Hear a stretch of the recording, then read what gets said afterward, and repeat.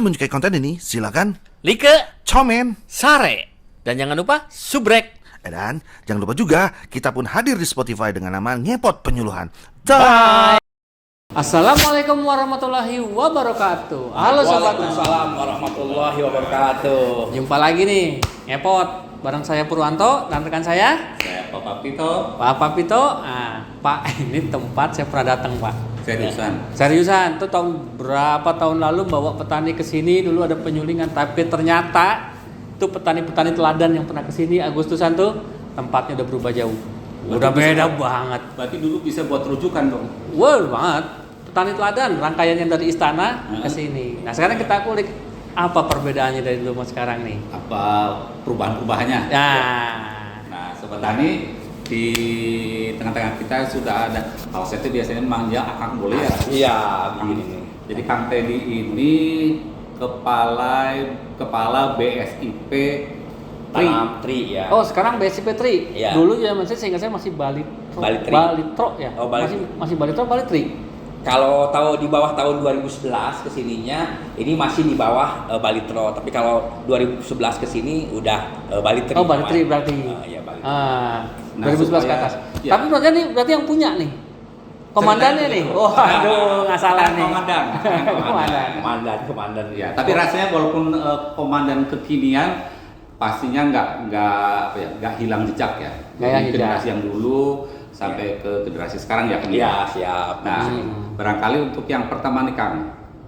Kenalan dulu dong. Oh iya, Kenalkan diri dulu. barangkali aja yang mengenalkan Iya. diri supaya afdol ya. Ah, Silakan Kang. Baik, perkenalkan saya Teddy Dirhamsyah dari nama resminya itu Balai Pengujian Standar Instrumen Tanaman Industri dan Penyegar. Dan penyegar. Tapi ngebrandnya karena kita institusi yang relatif baru hampir 2 tahun karena berdiri Januari tahun 2023 BSIP Badan Standarisasi Instrumen Pertanian. Jadi kami semua unit kerja sama UPT itu namanya BSIP, sama di branding. Di belakangnya yang bedakan. Kita di belakangnya BSIP Tanaman Industri dan Penyegar. Ya, artinya kan kisaran baru setahun lebih dikit ya Kang ya. Setahun lebih dikit. Tapi kayaknya saya juga kan sebelumnya ke sini. Ah. Ya. Kayaknya juga sudah banyak sekali perubahan Kang. Ya. Jadi kayak misalnya dulu kayaknya produksi sama pemasaran, kalau kebetulan saya nanti ke tempat yang pengolahan coklat, Oh, bukan, coklat. Ya, itu ya, kan ya. jadi satu di sana. Ya. Nah, katanya sekarang sudah tersertifikasi atau terstandarisasi kan udah dipisah ya Kang ya. Ya. Itu ceritanya gimana Kang? Jadi kita harus mundur ke belakang. Kita ini berdiri 1975. Cukup lama. Tapi saya udah lahir. Saya udah belum. Kayak 1975 dulu bagian dari PTPN perkebunan. Oh. Kemudian berubah tahun 80-an orang mengenal daerah ini namanya Pusat Penelitian Kelapa. Jadi dulu di sini kelapa semua. Wow. Tahun 80 90. Kemudian tahun awal 2000-an ini jadi di bawah tanaman rempah dan obat. 2011 jadi Balai Penelitian Tanaman Industri. Jadi dulu di bawah Badan Litbang. Jadi memang di sini dulu pusat riset untuk tanaman industri dan penyegar yang di bawah perkebunan. Nah, begitu ada transformasi di Kementerian Pertanian, ada Badan Standarisasi Instrumen Pertanian. Nah, yang namanya standar itu sebetulnya di dalam undang-undang standar itu penelitian itu bagian daripada standar. Nah, kita ini kan banyak sekali inovasi teknologi yang dihasilkan sejak tahun 75. Menghasilkan varietas teknologi inovasi. Nah, dulu memang riset. Nah, bagaimana riset itu terstandar, kemudian bisa diadopsi oleh masyarakat lebih cepat, maka lahirlah Badan Standarisasi Instrumen Pertanian. Karena dunia ini kan bicara tentang standar. Standar. Kalau tidak masuk standar, SNI segala SNI macam dan sebagainya, di luar selalu bilang ada standar internasional, ada standar nasional. Nah, inilah ruang lingkupnya jauh lebih luas dibandingkan dengan yang dulu. Walaupun komoditasnya tetap tanaman industri dan penyegar. Apa itu berarti bagaimana menetapkan usaha-usaha termasuk pertanian gitu ya? Ya. Sesuai dengan standarnya. Sesuai standar. Jadi dari mulai proses hulunya sampai hilir harus terstandar. Artinya misalkan perbenihan, gitu kan, orang taunya benih. Iya, ada benih juga tadi tuh. Iya, kita lihat berbagai macam benih di sini, kopi, kakao, karet, dan sebagainya di sini. Itu bagaimana benih tersebut selain unggul terstandar. Jadi seluruh Indonesia benih-benih unggul itu harus terstandar. Ini salah satunya. Maka kita punya tugas pokok dan fungsi menyusun RSNI untuk rancangan standar nasional Indonesia untuk komoditas tanaman industri dan penyegar, gitu. Kalau standar berarti boleh dibilang bahwa di sini juga bisa melakukan penjaminan atas kualitas. Iya, betul. Di sini juga kita penjaminan kualitas terhadap sebuah produk. Kalau tadi kan benih produk. Kemudian selain benih, standar budidaya. Standar pasca panen, standar pengolahan, standar hasil olahan. Itu juga harus terstandar. Berarti dari on farm sampai off farm. Iya, harus terstandar. Jadi misalkan contoh kita lihat tadi mungkin ada bioindustri kopi dan kakao. Kebetulan yang lalu kita pada tarapan PIRT rumah tangga itu juga standar, tapi sangat tentu terstandar, tapi standar rumah tangga. Nah, kita pingin dorong beda. Kita dorong pingin kalau PIRT biasanya hanya bisa dijual di lingkungan kabupaten terbatas. Kita kalau bisa pingin go nasional, go internasional, maka harus ikut standar nasional maupun internasional. Umumnya kan SNI itu juga mengadopsi standar internasional. Betul. Maka misalkan tadi kalau kita mengkonsumsi coklat, mengkonsumsi kopi, kita sudah standar BP POM. Gitu. Jadi sudah ada tingkatannya kan. Walaupun untuk makanan sebetulnya yang langsung dikonsumsi boleh tidak BP POM, tapi kalau kita ingin bersaing di tingkat nasional, internasional, kita harus ikut standar yang BP POM termasuk benih. Kita kan tahun yang lalu menghasilkan RSNI benih kopi Arabica yang sudah jadi SNI gitu kan, karena yang punya otoritas SNI kan Badan Standarisasi Nasional. Tapi proses dari mulai penyusunan sampai selesai sampai public hearing itu di tempat kita. Berarti PSI ini juga berhak untuk mengeluarkan sertifikat itu sesuai standar atau tidak? Begitu, Pak? Jadi gini, nah kalau sertifikat ini kita kan tidak boleh jeruk makan jeruk. Kita memproduksi, maka harus ada institusi yang lain menilai. Nah, LS Pro. Nah, itu ada namanya LS Pro. Kemudian LS Pro itu menilai produknya. Itu harus terpisah. Tidak boleh institusi yang sama memproduksi juga memberikan penilaian. Walaupun kami punya kemampuan untuk itu. Jadi misalkan LS Pro perkebunan yang sekarang sedang disusun di BSIP perkebunan yang ada di Bogor. Nah, itu salah satu contoh. Kemudian yang sedang terkait kita ya, yang sedang membangun LS Pro perkebunan itu BSIP Papua. Gitu. Jadi mereka nanti yang akan mensertifikat hasil SNI LS Pro. Kalau standar yang ada yang memenuhi Kementerian Pertanian ada juga. Jadi standar sesuai dengan misalkan BPSB, Balai Pengujian Benih BPSB yang ada di provinsi. Jadi kita walaupun punya kemampuan untuk mensertifikasi, ilmunya ada, nggak bisa kita membuat sertifikat kan tadi kalau setiap pohon ada sertifikatnya. Itu di luar yang ini. Nanti gini dong. BSIP juga membantu petani bagaimana supaya dia bisa memperoleh sertifikat itu. Bisa mendampingi, itu bagian daripada pendampingan ya. Nah, itu pendampingan itu apakah BSIP yang datang ke petani untuk itu, atau kalau ada petani aku pengen latihan nih, pengen tahu caranya, bisa nggak sih datang ke sini, ada kelas khusus, pelatihan khusus untuk pengajuan itu? Kita ada dua jalur. Jalur yang pertama kita datang ke lokasi petani. Kan kalau petaninya banyak, gitu kan, petani kalau jauh misalkan datang ke sini ongkosnya juga. Tapi itu di petaninya mengirim permohonan atau inisiatif dari Enggak, biasanya kita sebagian besar itu kelompok tani memohon untuk dibimbing. Kita bisa, Oh, kita oke, datang. datang. Itu free, kita. Free. Oh, Free. free. Catat tuh, Free. catat. Iya, Not. jangan ragu. Jangan Kalau takut. pengen Ah. mengajukan permintaan untuk pengujian atau standarisasi. Atau standarisasi. Untuk pelatih, Pelatih. sih ya, Pelatih. ya melatih Ah. secara budaya itu free gitu kan. Free. Supaya hasilnya bagus kan gitu. Hasilnya bagus, tapi tentu kalau mereka mau makan sendiri ya makan sendiri di kampungnya kan, gitu kan. Kalau kita free. Nah kemudian ada juga yang kelompok petani Datang ke sini. bersurat ingin datang ke sini.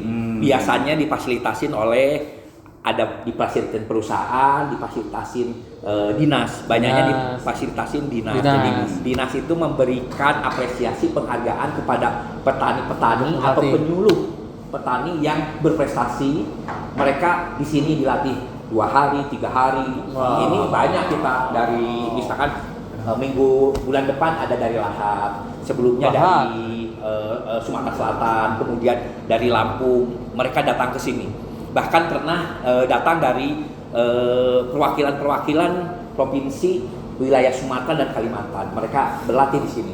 Rasanya keren juga ya, dalam artian penghargaan itu tidak harus dalam bentuk fisik katakanlah plakat atau piagam, tapi juga peningkatan kompetensi pengetahuan, dan itu rasanya malah justru Lebih manfaatnya lebih bermanfaat. panjang. Ya. Lebih Yang panjang. bisa mereka belajar di sini, terus mereka juga akan mengajarkan ke teman-temannya, malah dampaknya bisa semakin luas ya Kang ya. Betul betul. Nah, bukan hanya petani, Kang Mas gitu kan. Kita ini kan bicara di kafe. Ya. Kita ada barista juga. Makanya udah dulu nggak ada. Nggak ada ini kafe. Saya dulu yang ke belakang itu yang sekarang jadi biosolar, Iya. itu jalannya masih batu-batuan gitu. Masih Sekarang rapi kan. pondok rapi ya. Gitu. Pokoknya petani teladan yang nonton ini yang dulu pernah datang ke Bali Tri namanya dulu. datang Sekarang lagi ya. PSIP udah keren banget. Karena Udah teduh kita banget. berikan contoh standar. Kebun itu terstandar itu harus bersih. Bersih. Karena bener. kebersihan kebun itu akan berpengaruh terhadap produksi. Ada orang itu jangan menganggap kebun itu kotor gitu. Jadi betul. harus ini bagian juga bahagia. Oh orang itu bisa jalan kebun itu bersih, rapi gitu kan. Itu kan orang seneng gitu kan. Jadi bertani itu keren. Keren, Bertani Bang. itu bukan kotor, tapi Iya. bertani itu bersih keren gitu. Nah, atau kalau slogan tadi petani itu keren kan. Kan itu Iya. kan kita kalau di penyuluhan itu kita drop untuk para milenial. Iya. Nah, untuk slogannya milenial. Nah, ada nggak sih yang berlatih di sini tuh kaum milenial yang selama ini atau hanya petani-petani yang kolonial gitu? Malah lebih banyak milenial. Wow. Iya, gitu. Apa itu kopi atau coklat? Sebagian Kebanyakan besar di sini mereka tertarik di kopi. Iya, lagi sebagian besar. Lagi lagi ngetren tren, juga tren soalnya. kan? Umumnya mahasiswa. Umumnya masih Apa aja tuh yang mereka mau pelajari? Apa hanya budidaya atau sampai tadi saya lihat itu ada tempat roasting, Ya. ada tempat pengepasan, apa sampai situ juga yang mereka Iya belajar? sampai situ bahkan jadi barista, belajar di sini. Wow. Jadi barista. Kita itu mereka memang harus dikenalkan walaupun dia pinginnya jadi barista tapi harus tahu asal muasal kopi. Bagaimana Ya, perlakuannya? Perlakuannya kan kalau barista cerita oh ini kopinya misalkan yang kita punya kebun induk Sigara Runtang. Sigara Orang Runtang. tahu bahwa kopi Sigara Runtang itu dari mana? Dari Sumatera Utara. Kenapa namanya Sigara Runtang? Sigara Runtang itu bayar hutang, panen bayar hutang. Jadi dulu Yarnen, kopi, Bang. dulu kopi itu dipakai untuk membayar hutang gitu kan. Jadi tahu kan cerita oh ternyata kopi ini dulunya memang untuk petani-petani yang bisa meningkatkan kesejahteraan kan menarik gitu dari nama. Ini apa Sigara Runtang artinya bayar hutang setelah panen gitu di sana. Jadi kita tidak hanya bicara soal rasa, Iya. tapi juga soal budaya ya. Soal Kang, budaya, ya. Karena ternyata banyak aspek yang kemudian membranding atau mengiringi sebuah produk ya. Kayak tadi misalnya kopi gitu. Ternyata kopi itu di aspek sosialnya dia juga mampu untuk bisa mensejahterakan ya. Salah satunya tadi panen, Ya. jual untuk katakanlah bayar Iya, hutang. kalau bahasa padinya tuh yarnen gitu kan, bayar panen. Dan mereka itu tabungan mereka. Jadi pada saat mau budidaya pupuk mereka ngutang, habis itu mereka menyekolahkan dari kopi tersebut. Dan kita kalau pas lagi anggaran mencukupin itu membayar memberikan gratis benih kopi kepada masyarakat. Nah, Gitu. Benih Iya. pohon. Iya benih. Tapi karena kita tidak punya ongkos kirim, bisa ngambil ke sini. Gitu kan, di sini ya. jadi rasanya, sebelum ke sana, kecuali yang remaja, saya dengar juga anak-anak ada juga ya Kang ya kesini ya. Iya, biasanya anak-anak TK, SD, mereka Agrowisata dong namanya. agro edu wisata. Jadi bukan hanya edu agrowisata wisata. aja, tapi ada edunya. Ada edunya, benar. Jadi memberikan Lagi tren tuh. pengenalan Ah. kepada anak-anak TK gitu kan, untuk bisa mencintai, dan mereka senang di bioindustri karena makan permen coklat gratis kan di Gratis. sana, dan mereka belajar. Mereka taunya coklat ini gini, ternyata Ini loh buahnya. ini buah pohonnya, ini buahnya, ini bijinya, ini cara mengolahnya. Ini cara mengemasnya. Dan pasti nanya, kok buahnya nggak coklat? Ya, jadi saya pikir memang salah satu proses pembelajaran yang menguatkan daya ingat adalah dengan melihat langsung. Langsung. Melihat dan praktek. Dan praktek. Megang Gitu ya. kan, megang praktek, dan dia tahu kan cara olahnya. Oh ternyata cara menggiling coklat ini seperti ini, beda dengan kopi. Kalau kopi kan giling dulu, mengupas dulu kulit, baru roasting. Kalau coklat enggak, roasting dulu baru ngupas, beda. Mereka gitu kan, yang baru tahu kan, baru tahu kan. Saya kita ngertinya mana kayak tadi kan kita nyobain Kang misalnya Ya. coklat, dan rasanya memang berasa banget gitu coklatnya. Jadi kadang-kadang kan coklat yang biasa saya makan tuh cenderung dominan manis ya. Oh iya. Kalau di sini apa sih Darknya dapat tuh. Nah, Dapat ya darknya tuh. Iya, karena kita sebetulnya bisa mengolah berbagai macam coklat cita rasa, dan ini sebetulnya untuk tahapan rumah tangga dan UMKM. Karena kapasitas kita ini kan 10 kilo. rumah iya. tangga dan UMKM. Yang Artinya- bercita-cita tuh pengen usaha coklat tapi nggak tahu caranya, belajar aja di Belajar sini. Iya. Dan bisa juga ya Kang, saya jadi tergagas nih. Jadi kayak misalnya Dharma Wanita atau PKK. IPB PKK. Ah. Rasanya jalannya dapat, healingnya dapat, foto-foto dapat, Healing banget. ilmunya dapat. Semua dapat di sini. Iya. Keren. Jadi saya pikir memang kita nggak rugi juga ya kita kesini. Nggak rugi. Tadi katanya malah Bu siapa ngomong itu ada ya, nggak usah sebutin namanya ya, ada artis datang berapa kali ke sini Iya, jalan iya, kaki. iya. Sekarang anggota dewan malah kan gitu. Artis, Ah. para pejabat, menteri, Healing, gitu healing kan, kan healing. Dan kerennya lagi Kang, kan tadi kebetulan kita ditemenin yang masih muda-muda. Iya. Kita dapat banyak ilmu loh, banyak hal yang sesungguhnya awalnya kita nggak tahu, ternyata banyak hal yang kemudian bukan substansi ya, permasalahan sesungguhnya itu apa gitu. Kayak tadi misalnya semut kan saya di rumah kan suka ada tuh Kang, jadi nanam pohon gitu di pot besar, tapi ternyata di situ banyak semutnya. Saya pikir itu kan semut yang kita bunuh kan gitu. Tapi kata temen tuh, tar dulu, jangan dulu dibunuh semutnya, karena bisa saja semut itu mengindikasikan ada sesuatu di Tanaman. media tanamnya. Jadi dilihat dulu malah, jadi semut itu menjadi indikator Makanin awal bahwa hamanya di itu. situ ada hama ya. Betul gitu ya Kang? Iya betul, habis ini jadi misalkan ada infeksi pada pohon tersebut. Kalau infeksi cenderung dia melukain.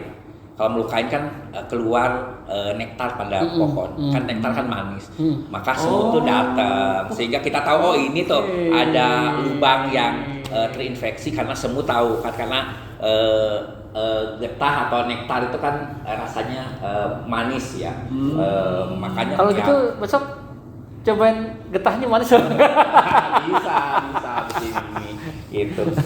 Ya jadi rasanya buat sobat tani semua, kalau ada hama kalian jangan kemudian mengambil simpulan bahwa hama itu menjadi penyebab utama katakanlah rusaknya tanaman. Mungkin di balik itu ada hal lain yang Ya, malah intinya justru belajar ke sini.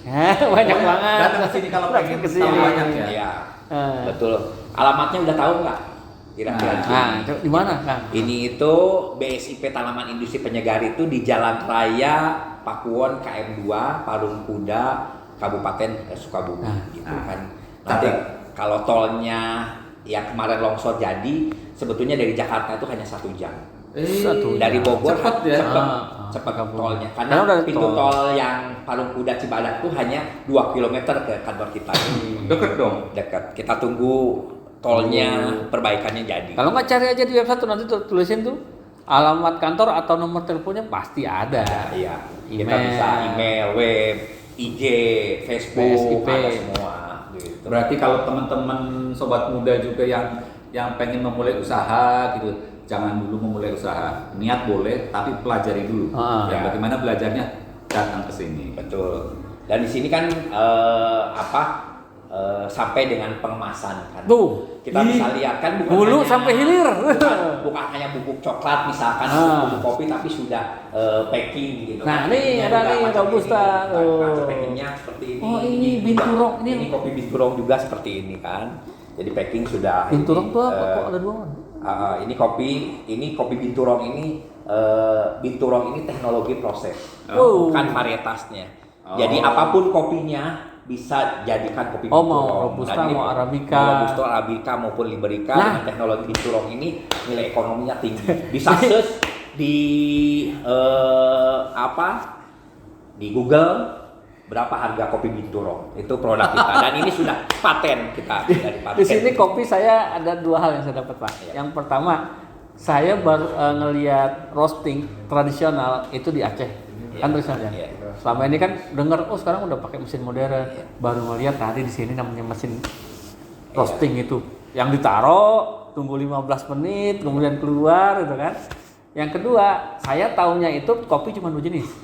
Arabica, Robusta. Ternyata ada yang namanya Liberica lagi. Baru tahu. Liberica itu pahitnya dapat, rasa buahnya dapat. Kan orang di Indonesia itu sebagian besar kalau kopi itu pahit ya. Kalau kopi pahit itu umumnya kopi robusta. Kemudian kalau orang Arabica, Indonesia itu- mencapai asam, sebetulnya bukan asam, itu adalah cita rasa buah. Jadi yang Arabica kita itu kan produksinya sekitar 19% dari total produksi kopi, dan itu sebagian besar dikirim ke Eropa dan Amerika. Wow. Karena mereka sangat menggemarin kopi rasa buah, atau orang Indonesia asam bukan asam, saya suka gitu. Asal jangan terlalu berlebihan gulanya mana. Nah, Liberica itu mix, rasa pahitnya dapat, rasa buahnya dapat, sehingga orang kampung biasa bilang kopi nangka. Kopi Tapi nangka. pohonnya juga berbeda. Pohonnya berbeda. Oh, saya Jadi pikir kalau- dikombin dari dua jenis Enggak, ini. sangat Oh. berbeda. Jadi kalau lihat kopi, pohonnya besar, daunnya lebar, hampir pasti itu Liberica Iya, atau tadi ngeliat- Excelsa gitu. warna daunnya juga lebih cenderung tua. Tua, Dari- tebal dan gelap ya, Oh, lebih tebal ya. buahnya juga besar-besar. Lebar banget tadi. Buahnya juga besar-besar. Buahnya besar-besar. Tadi ada yang baru masuk sebelah kanan itu. Ini Sebelah Pak, kanan Liberica. betul, itu Liberica. Batangnya makin tua makin besar seperti pohon biasa. Iya, betul. Tadi juga saya dapat ilmu lagi, Kang. Iya.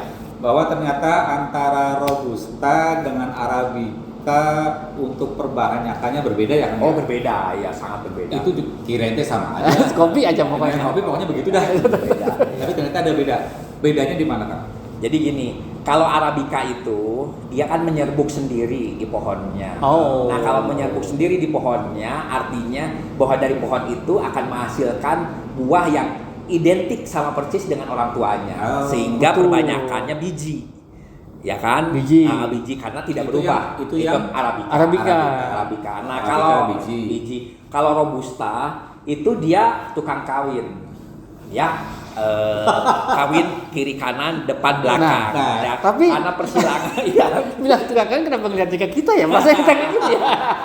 Enggak. Jadi gitu. Dia itu memang menyerbuknya silang. Silang. Nah, kalau menyerbuk silang itu kita tidak pernah tahu biji yang dihasilkan. Oh, Apakah Memang dia baik semua, atau kan kalau di dalam ilmu genetika itu kan kalau misalkan baik bebek ya, baik itu baik banget gitu, Baik-baik banget. Kemudian ada baik tapi B-nya B kecil. B kecil itu yang minus. Kan bisa Baik-baik kawinnya biasa. keluarnya bisa BB kecil, BB kecil. Nah, BB kecil itu atau B besar B kecil itu yang tidak diharapkan. Kita kan baik banget B besar Tapi itu. kalau udah berbuah dari baik-baik banget ke baik-baik biasa tadi atau minus, itu kelihatan kualitasnya. Kita kalau di secara Fisik, fisik nggak kelihatan, tapi begitu kita ambil biji kemudian Biji? kita tanam 2 tahun 3 tahun kemudian ternyata loh kok tidak seperti induknya, buahnya lebat. Karena memang yang keluar adalah gen negatif itu. Yang resesif ya. Iya, jadi kita nggak tahu, maka harus memastikan. benihnya ya. Makanya harus perbanyakan melalui vegetatif. Kalau vegetatif itu hampir pasti kan kalau Sama pertumbuhan induknya lah. sama dengan induknya. Tapi kalau dari Entres biji, gitu ya. kalau entres betul. Kalau biji kan karena persilangan, jadi menghasilkan tidak selalu harus sama gitu. Jadi itu yang robusta. Jadi robusta lebih bagusnya vegetatif.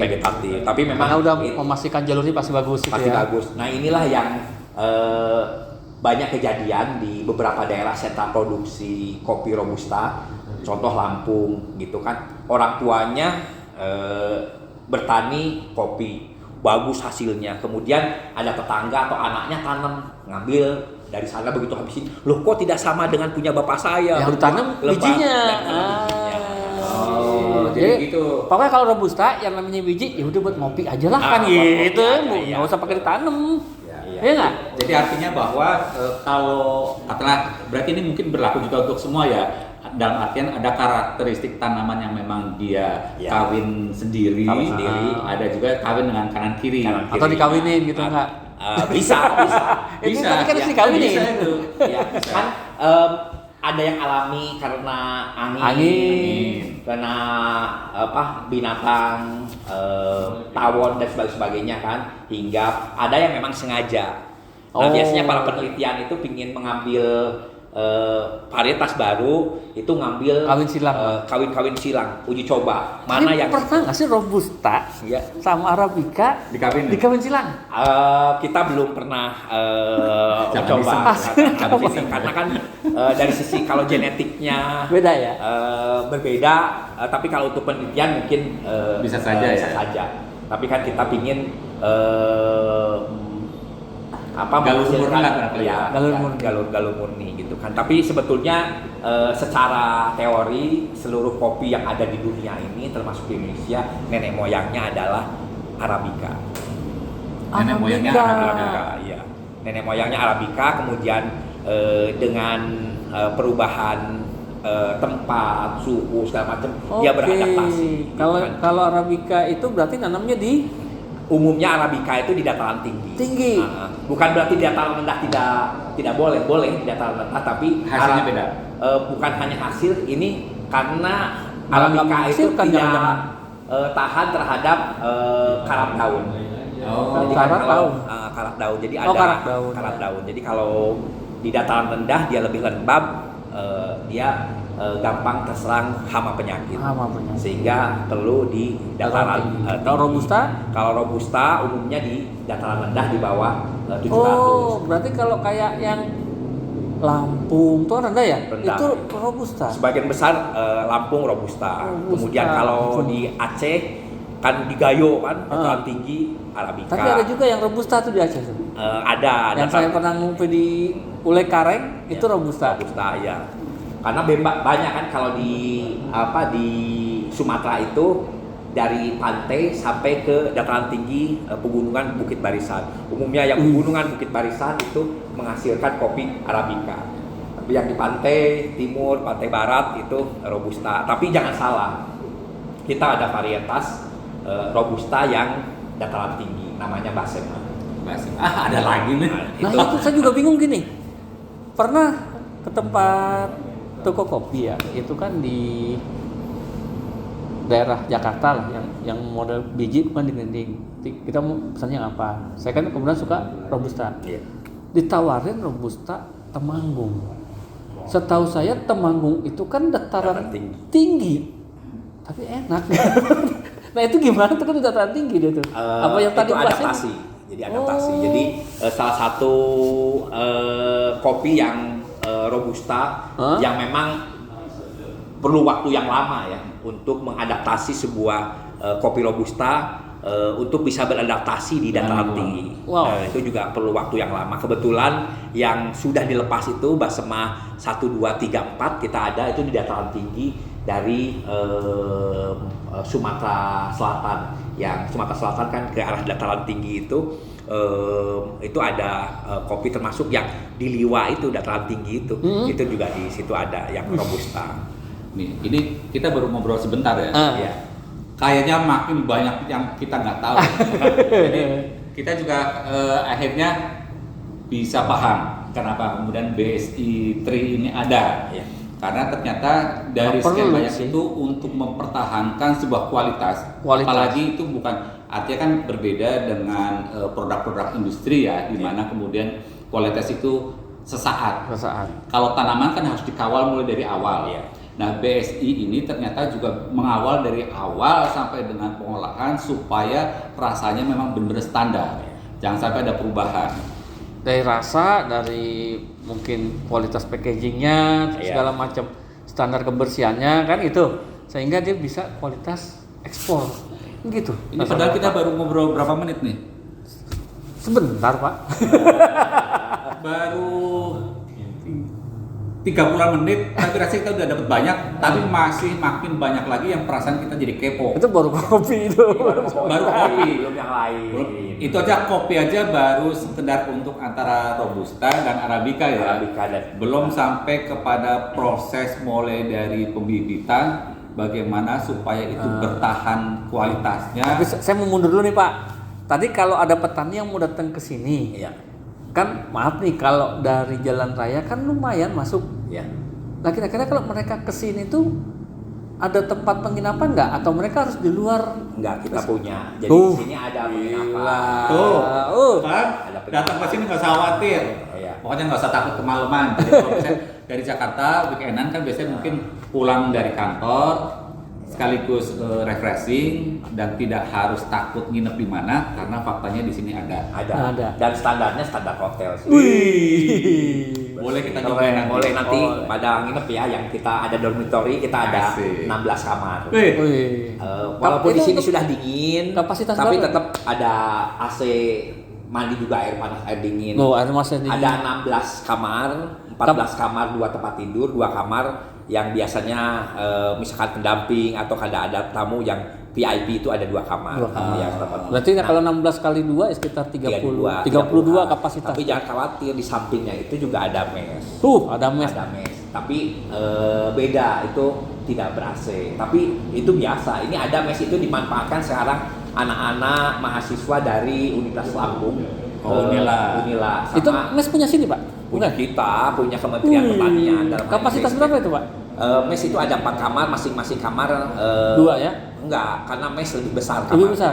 Masing-masing Jadi kamar? masing-masing bisa 3-4 orang. Kayak Wih. sekarang anak isinya Putri sekamar bertiga, nggak mau mereka sekamar sendiri-sendiri. Gitu. Wow. Biasa senang Lumayan. kumpul. tapi rasanya juga Ah, biar tapi kalau- AC Hah? Bisa karena dingin? udaranya dingin mah. Kalau kayaknya mungkin yang punya jiwa adventure, bawa tenda di situ aja gede banget. Iya. Biasa di sini pernah ada kegiatan-kegiatan namanya summer course. Tuh, bener kan? Summer Iya. course. Di sini Kamu Mas- paham nggak?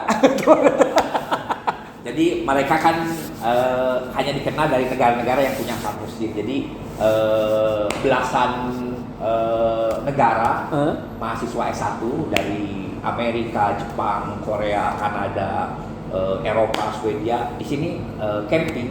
Tuh. Membangun Tenda. Di belakang dormitory itu ada lapangan di bawah pohon pinus. Tuh, Adem.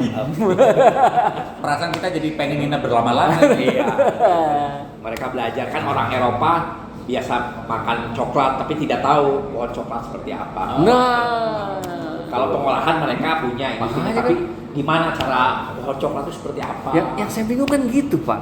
Katanya kalau di luar, di yang beredar ya, coklat yang paling bagus di luar tuh, Iya. yang udah jadi ya otomatis Iya. ya, yang Swiss segala macam.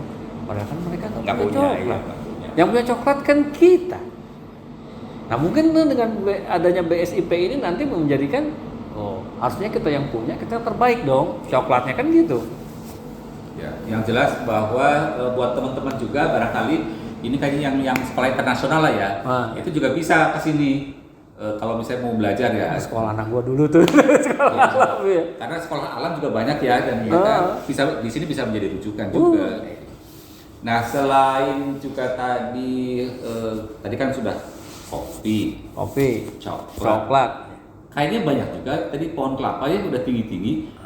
Di sini Itu juga masih dipakai iya. uang apa? Jadi karena dulu ini adalah pusat penelitian kelapa, jadi kita masih ada yang mempertahankan kebun kelapanya. Jadi memang kelapa ini yang ada di sekitar ini adalah sebetulnya peneduh dari coklat.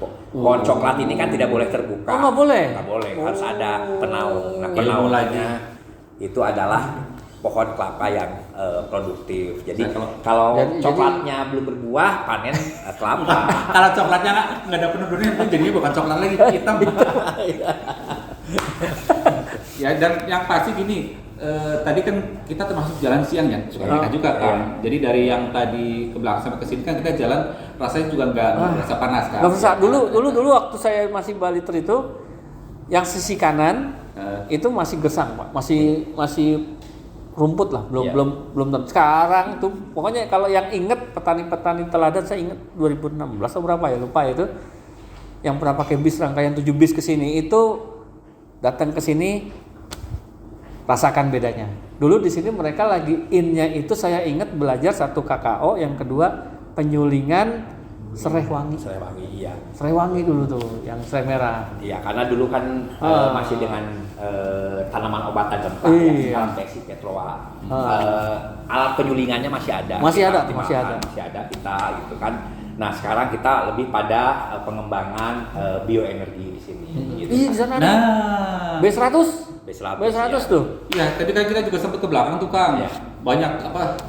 Kayak tangki-tangki Reaktor itu namanya. Reaktor. Dulu Ya. sana baru saung. Nah. Iya. Saya waktu ke sana tuh, Iya. ke sana saung kalau nggak salah itu masih. Belum Sekarang ada reaktor. Belum ada.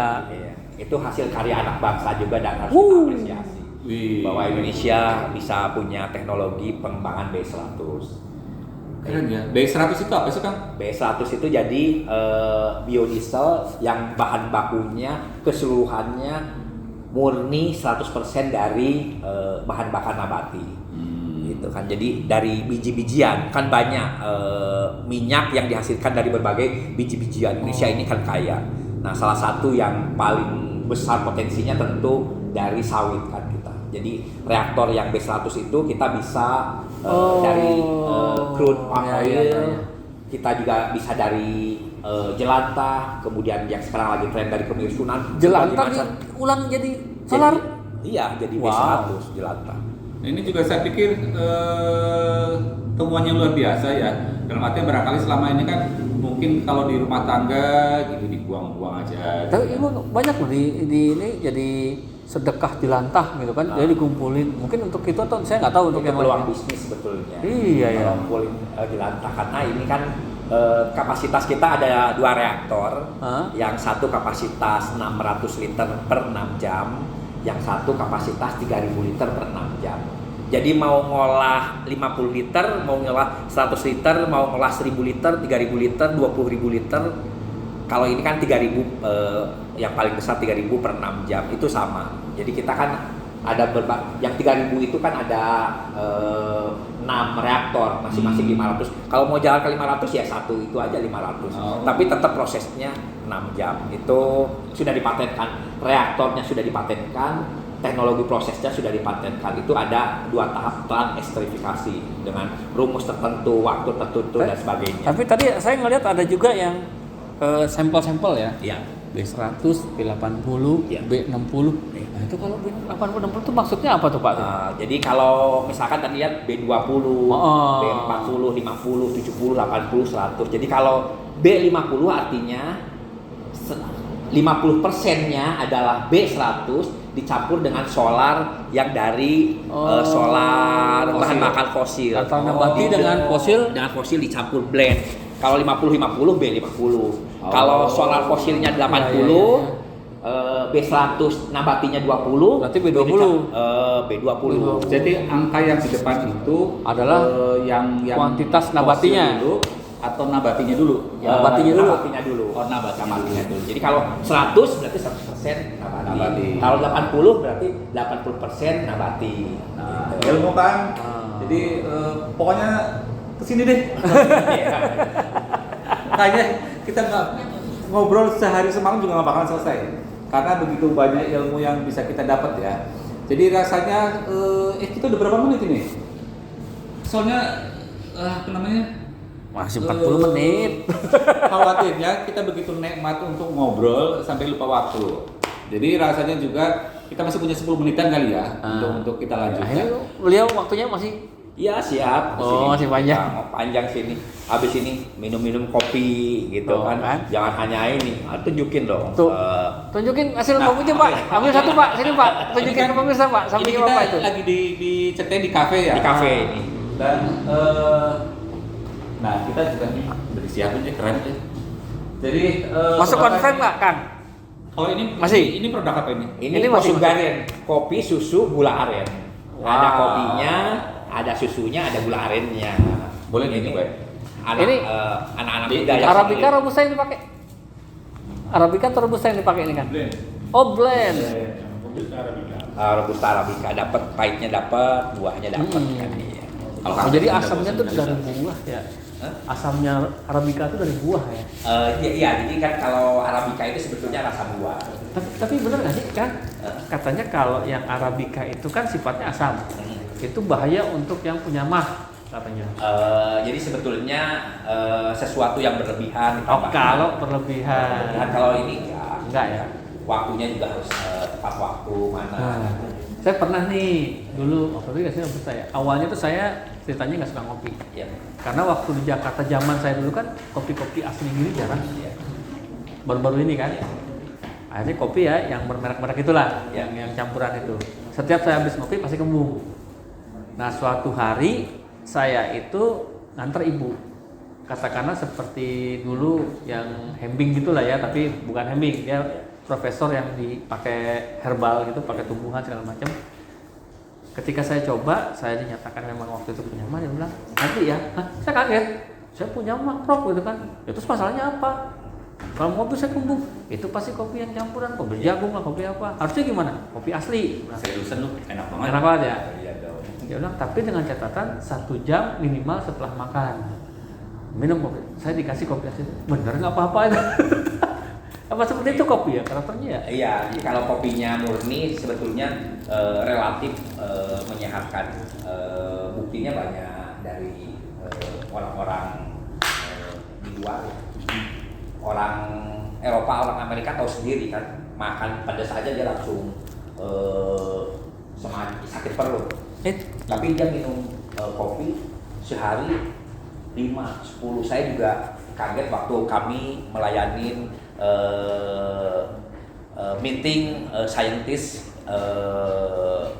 di G20 di Bali. Kami Oh, kemarin tuh. ya, tahun G20 tahun 2022 kami melayani para bos-bos delegasi G20 itu, dan saya kaget mereka kok sehari itu pagi sampai sore itu bisa 10 cup 15 cup tiap setengah jam dia minum Wow. kopi, dan mereka tidak mau kopi itu dicampur dengan Gula. ya gula, ditawarin gula aren nggak mau, pokoknya dia Gula putih. murni. Murni. Bayangkan saja, saya tidak percaya, tapi yang mereka lakukan 10 sampai 15 cup. Peserta match G20 itu kan hanya 1 negara kan 2 ya, 40-an gitu kan.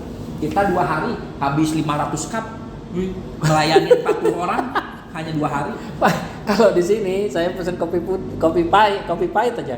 Sama teman-teman kayak Mbah Dukun gitu. Ternyata yang sehat itu ya, Iya. tanpa campuran. Tadi saya juga lihat tuh di sini kan ada juga tuh kayaknya kemasannya keren tuh, coklat ya. Coklat yang udah batangan ya. Nah, sudah coba di kita ada berbagai macam kemasan coklat batangan. Saya sebentar ya, Sobat Tani, kita mau kasih unjuk beberapa Yang banyak, yang varian. banyak kan. Beberapa varian, ada berapa varian situ. Yang gambarnya beda-beda, berarti Beda. variannya beda ya kan? Beda ya. Oke, kalau mau bisa pesan di sini. Oh, bisa juga gini, teman-teman mungkin supaya juga tahu aneka rasa coklat, dalam artian coklat yang barangkali mungkin dibeli di luaran dengan coklat yang di sini, bisa juga kalau di sini kan relatif murni ya kan ya. Iya, di sini kita bisa membuat murni 100% coklat, tapi ya namanya coklat pahit. Pahit, dark Gitu. coklat. Itu yang dark coklat murni gitu. Kalau orang luar senangnya itu. Orang luar orang itunya luar senangnya itu. Harganya mahal bro. Oh. Gitu kan. Habis Nah, itu kalau yang ini dark coklat. Dark coklat ini bisa kita bikin 190%, tapi ini tidak laku. Orang datang ke sini kan ingin rasakan coklat, jadi tetap kita blend. Ada susunya, ada gulanya, tapi masih terasa pahit. Dan ini saya lebih seneng dark coklat, rasa pahitnya mana. Artinya ini makin terang berarti campurannya makin banyak lah. Iya. Jadi persentase coklatnya itu makin sedikit. Makin disesuaikan sedikit. dengan tapi kita lidahnya. walaupun sedikit 65%. Oh, minimal 65%. Nah, 35% itu gula dan susu gitu kan. Kemudian kalau mau dicampur dengan misalkan almond, kemudian jamu mete, ya itu bagian dari 35%. 65%-nya adalah coklat. Dan ingat, coklat ini menyehatkan karena lemak coklat. Lemak coklat itu kan LDL, low density level, atau lemak sehat. Oh, lemak sehat. Makanya di sini kita dikomposisi lemak coklat. Nah, silahkan sekarang ke supermarket, minimarket gitu kan, harganya nggak jauh beda. Itu tertulis lemak nabati. Kalau lemak nabati berarti bukan menggunakan lemak coklat. Karena yang paling mahal di coklat itu adalah lemak coklat. Yang diekspor keluar sebagian besar itu adalah lemak coklat. Jadi cara pengolahan itu kan dipisahkan antara lemak coklat dan bungkilnya. Nah, bungkil ini buat minum karena 100% itu serat dan bungkil, yang lemaknya itu dikirim, itu bisa untuk kecantikan, kesehatan dan sebagainya. Nah, karena orang pingin rasa coklatnya coklat, yang lemak itu, yang harganya mahal itu diganti sama lemak nabati. Kan. Berarti Taunya coklat minuman, makanan. Ternyata buat kecantikan, gue baru tahu tuh.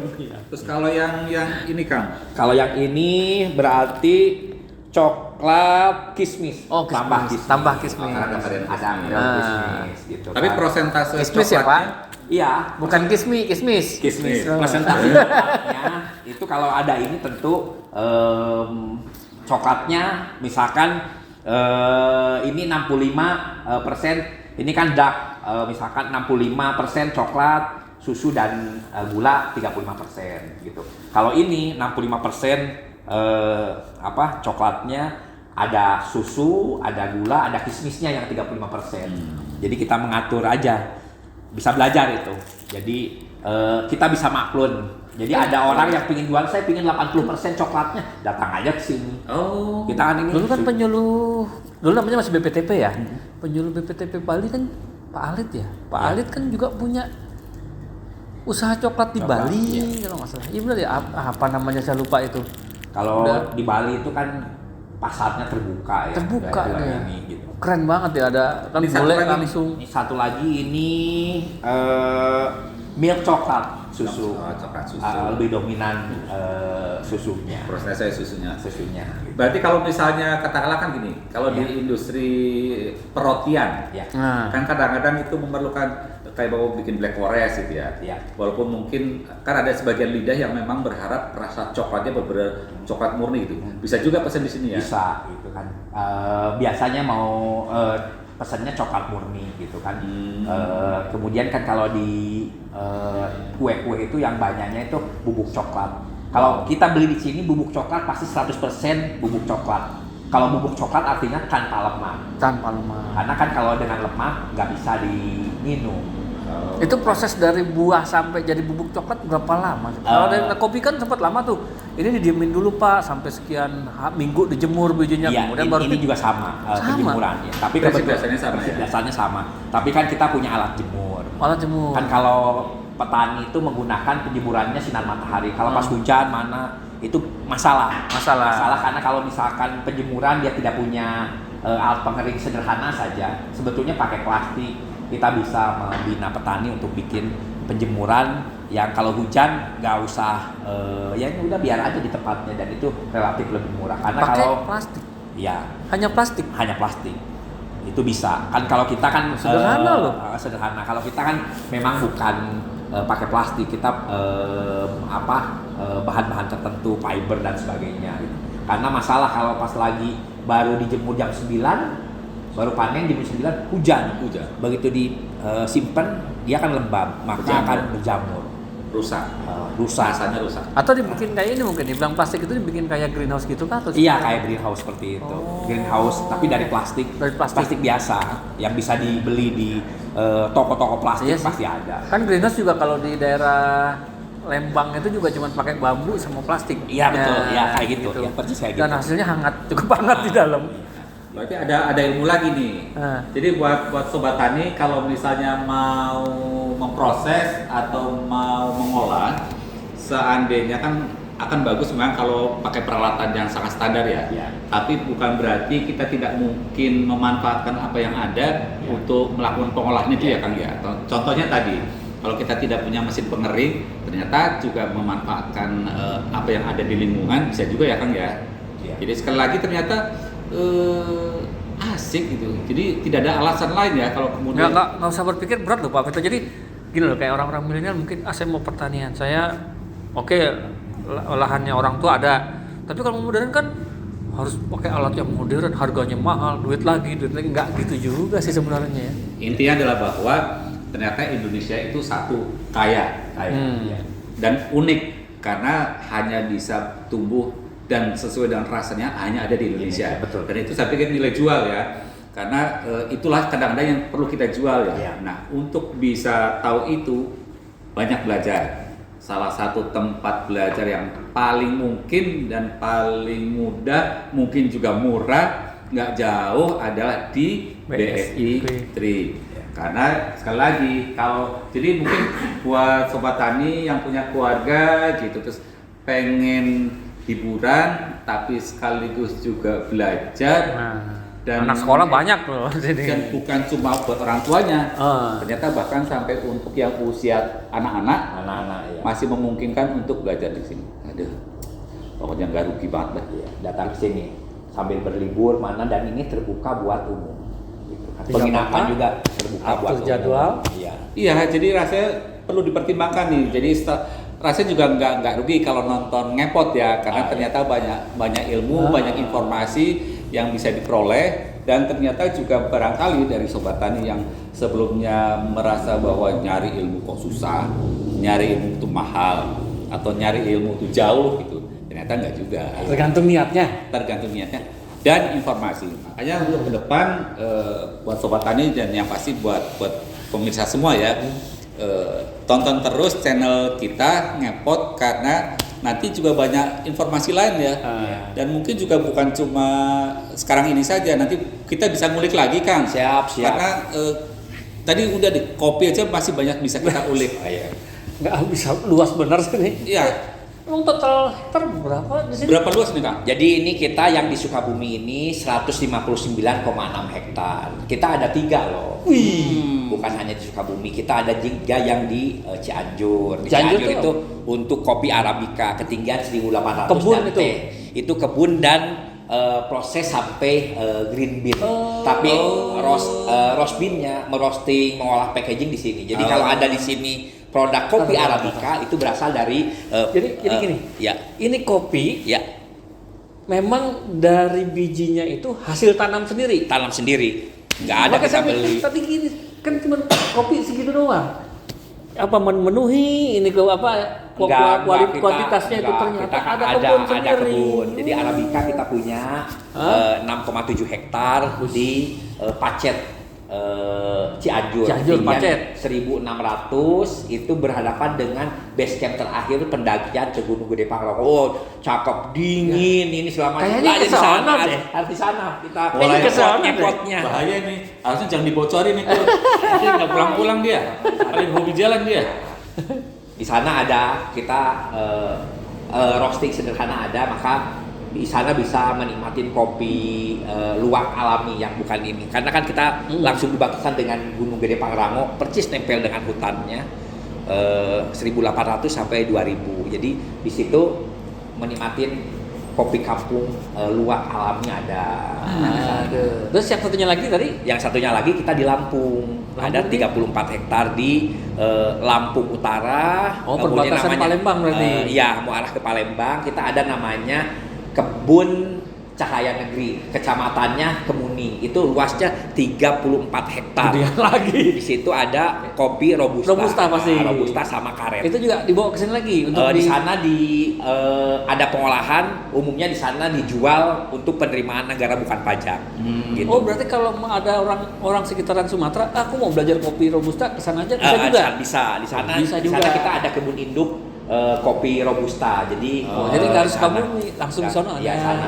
Cuma memang di sana tidak selengkap di Sukabumi. Di sana kamar penginapannya hanya ada 4 kamar gitu kan. Kemudian roastingnya tidak sebesar ini yang per 15 menit 5 kilo. Betul, tadi 15 menit 5 kilo tuh. 5 Malah kilo. kurang tadi 12,5 apa ya, 12 setengah tadi kalau nggak salah. Waktunya Ah. itu tergantung mau roastingnya mau light, ringan, Medium. light to medium to Dark, dark itu waktu suhu berpengaruh gitu. Oke, jadi ternyata Sobat Tani nggak kerasa ya. Yang pasti kita ngobrol kayak gini seharian full juga nggak bakalan habis. Tapi tolong ditahan dulu. Tolong ditahan dulu. Jadi Masalahnya ini beliau ini jadi pimpinan tapi nguasain semua. ini disclaim ya. Iya. Ini nggak diatur mau nanya apa, kita nanya Ngalir seluas-luasnya, aja. nggak pakai teks. ngalir aja. Ini nguasain banget tuh dia, luar biasa. Dan kayaknya memang kalau untuk rasanya juga dipakai buat semuanya ya. Jadi kalau untuk sebagai sebuah kepala atau ketua sebuah unit atau lembaga, Iya, harus memang nguasain dong. harus dari A sampai Z ya. Jadi bukan urusan tanda tangan saja ya Kang ya. Oh iya, Urusan lapangan itu benar-benar gitu ya. Gitu.